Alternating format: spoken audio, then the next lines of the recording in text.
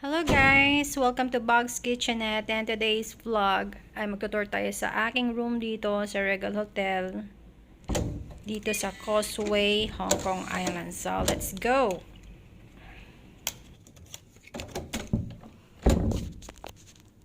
Pagpasok pa lang natin sa right side, bathroom at toilet na. So, kompleto lahat yan.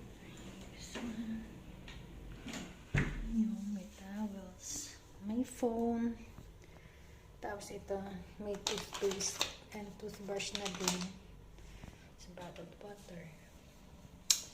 So, yan.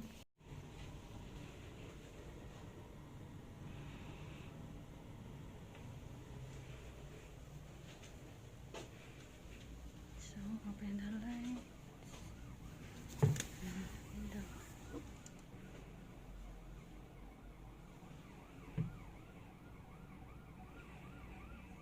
So guys, andito na naman tayo sa Regal Hotel dito sa may Causeway, Hong Kong. So, andito na sa room. So, ipapakita ko sa inyo kung paano like, kanina ko pa hinahanap. So, andito pala lahat.